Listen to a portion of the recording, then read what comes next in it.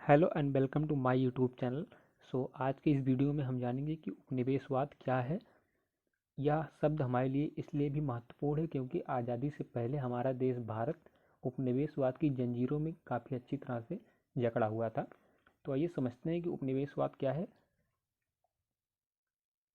लेकिन इससे पहले हम इसके बारे में थोड़ा सा स्ट्रक्चर तरीके से आपको समझाएंगे कि यह क्या है, जिससे कि आपको सैद्धांतिक रूप में समझने में आसानी हो सके।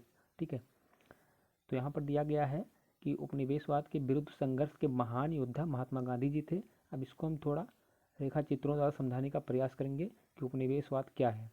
जैसे कि अब यहाँ पर मान लीजिए एक कंट्री कोई है, अब यहाँ पर कोई दूसरी कंट्री है, ठीक है, और इस दूसरी वाली कंट्री के पास अच्छे खासे संसाधन मौजूद हैं कि इंडस्ट्री स्थापित करने के लिए।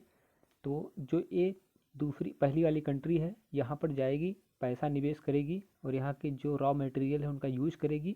और यहाँ पर हालांकि ये जो नंबर 2 है एक कमज़ोर देश है, इसलिए जो नंबर 1 है एक ताकतवर देश के रूप में जाएगा, यहाँ पर जो है अपनी सत्ता को स्थापित करेगा और इस कंट्री की सारी बागडोर को जो है अपने हाथों में ले लेगा। ठीक है, यहाँ की सारी शक्तियाँ इसमें निहित होंगी नंबर 1 में, जो शक्तिशाली देश है। ठीक है, तो यह कह सकते हैं कि जो छोटी कंट्री है, जो कम ताकत वाली कंट्री है, उस पर हावी हो जाएगी पहली कंट्री, तो यहाँ पर उपनिवेशवाद की संज्ञा इसे दी जाएगी। तो ये समझते हैं इसको सैद्धांतिक रूप में।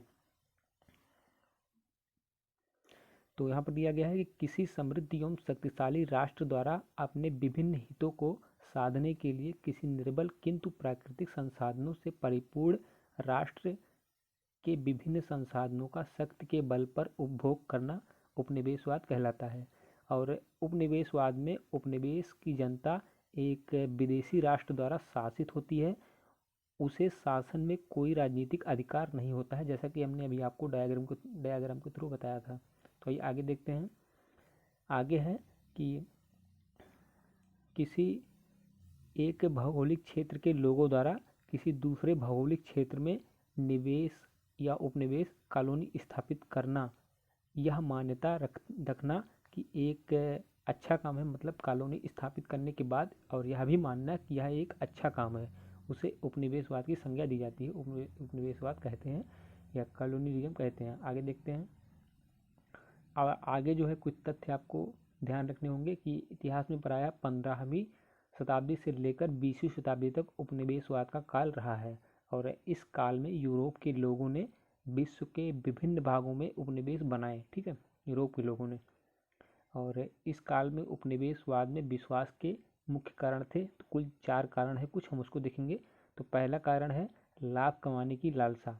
जाहिर सी बात है, अगर लाभ कमाने की लालसा जिसमें रहेगी वो आदमी कहीं ना कहीं अपनी कंपनी स्थापित करेगा।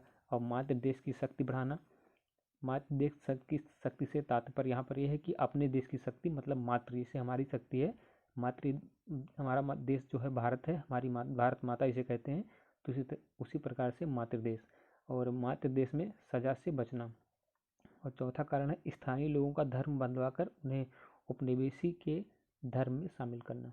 आगे देखते हैं उपनिवेशवाद के कुछ प्रमुख कारण कि उपनिवेशवाद क्यों स्थापित किया, मतलब कहाँ पर स्थापित कर सकते हैं।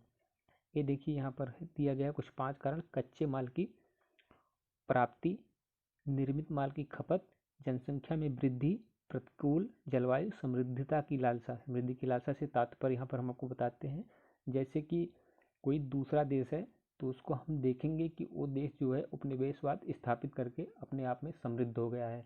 तो जाहिर सी बात है जो कंट्री उसे देखेगी कि समृद्ध हो गया है, तो वो भी किसी दूसरे कंट्री पर, जो कमज़ोर देश है वहाँ पर उपनिवेशवाद स्थापित करने का सोचेगी। तो यहाँ पर समृद्धता की तात्पर्य जो है इससे है। आई होप कि आप सभी को ये अच्छी तरह से समझ में आ गया होगा कि उपनिवेशवाद क्या है। तो एक छोटा सा वीडियो था। अगर आपको वीडियो अच्छा लगा होगा इसको लाइक कीजिए, शेयर कीजिए, सब्सक्राइब कीजिए। Okay, thank you.